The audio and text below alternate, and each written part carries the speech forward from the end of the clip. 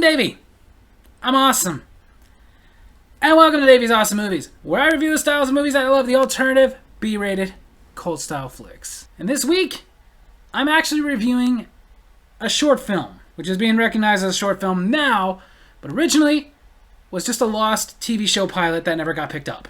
This short film was made in 1957, and it was written and directed by Edward D. Wood Jr. Don't really have much more credits to give than that. Ladies and gentlemen, Portraits of Terror, The Final Curtain.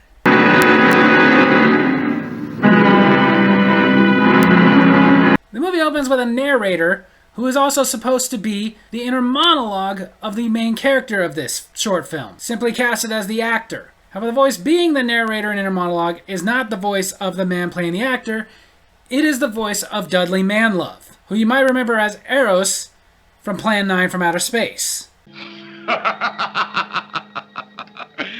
Yeah, that guy. And the narrator is telling us how once the theater is empty, it gives way to the spirit world. The actor's monologue is saying that ever since he was casted as the vampire in this play, I knew some unseen object was beckoning me. Is that object money? Just saying, this is an Ed Wood production, so I can imagine that his actors saw little to none of that. I also know I fear I will find that object. Well, then an easy way to deal with that is don't look for it. Then we finally see the actor played by Duke Moore, who is in a few other Ed Wood movies, including Plan 9 from Outer Space and Night of the Ghouls. He hears a board creak. Is it just a board? Yep, probably. Or perhaps some unseen figure gliding there? I'm gonna go with it's a board. He gets a chill from the wind blowing through a window. Is it the wind? Dude, you really are reading way too much into this stuff. You remind me of my wife going, I heard a sound. Yes, the entire world is full of them. Why do I have to wake up and go check on every random sound you hear? He's then startled by a cat. Why do I pay so much attention to the scream of a cat? Beats me.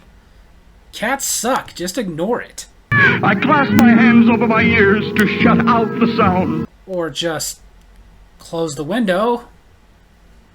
It's another option. This cat is really getting to him. Which I understand. Dude, I get it. I hate cats too, but calm down. I realized I must have screamed. How did you ever come to that conclusion? Finally, he walks over to the window and closes it. And that ends all the noises of this cat. Who'da thunk? The only time I ever had a situation like that where a cat was annoying me outside and I didn't want to get up and close the window, that was because I was in a bed that was so comfy and cozy, and I knew the second I got up to close that window I was going to get back in and it wasn't going to be the same. And it wasn't. Just another reason I hate you cats. The actor heads out to the stage and looks out over all the empty seats. But are they just seats? Yeah, they are. They're just empty seats. A chill passes through my body. Clearly you need a chill pill. I must explore further into the deep blackness. Might as well. It'll give you something else to overanalyze and be ridiculously dramatic about. I must go up that spiral staircase. I must see the floors above. Okay, dude, go. He gets upstairs and sees... Nothing but the dance rehearsal studio with its long rectangular floor. See? This is all in your mind. Now get your melodramatic ass home. He tries to think of other things. How can I think of other things? Of pleasant things? Yeah, it's kind of hard to do when you're in an Ed Wood movie. As he looks around, he opens another door and the moonlight lets him see exactly what is in the room. Silhouette of a woman with long, silk-like hair. That's a wig. Now, some of you who like Ed Wood movies or have watched my reviews may recognize this scene. Well, like I said, this was a pilot. It didn't get picked up. So Ed Wood took footage from this pilot and spliced it into his movie Night of the Ghouls, including this scene. Because Ed Wood was a big fan of reusing things. He loved stock footage. He was always a fan of the stock footage. To a fault, he was a fan of the stock footage. He was also a fan of just reusing stuff over and over again. Like several lines from this pilot ended up in his book, Orgy of the Dead. He's always got to reuse things. Then again, so do I.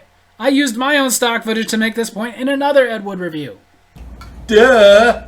The woman casted as the vampire is Jeannie Stevens, who was in another Ed Wood film, Night of the Ghouls. Not much is known about her, as these were her only two acting credits, this short film and Night of the Ghouls, and neither really saw the light of day until years later. Night of the Ghouls didn't get released until 1984, because Ed Wood could not pay the lab fees to a company that was working on it, so it sat there until way after Ed Wood died. A fan of his, Wade Williams, paid the fees, took it, and released it to video. As far as this one, The Final Curtain, this never got released until 2012, at which point she had been dead for 8 years. He tries to speak to the woman. I realize it is only the dummy of a vampire. Dummy. And I mean you. The face, beautiful. Yeah, sure, it's okay. The folds of her dress brushes against my hand. The hell are you doing? Could it be love? Some strange love?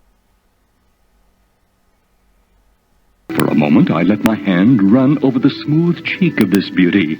Dude, step away from the dummy. Then I moved back to the door. Oh, thank God. I'm sorry, but we got enough weirdos out there in relationships with their body pillows. And then other weirdos that I personally know who have to be in relationships with other weird inanimate objects.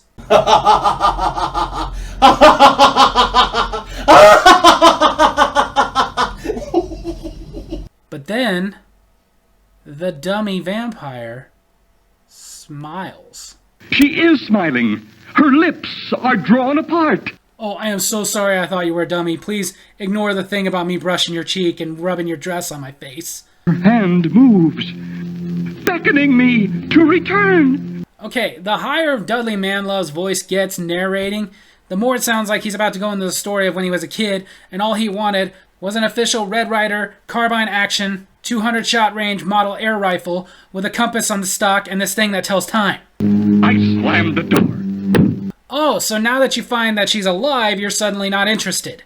So he continues looking around. I know I have not as yet found what I am seeking. I don't know. A mannequin coming to life is pretty freaky. But then again, once you get over that initial awkwardness, the hijinks ensue and it's hilarity. The actor walks into the final room and sees the object he's been looking for. Am I ready? I sure hope so. This short film's almost over. But what is this object? The big black coffin. Oh, good. Well, now that you found it, you can go home, I guess. But instead of going home, he opens the coffin and climbs in. Into this cushioned box.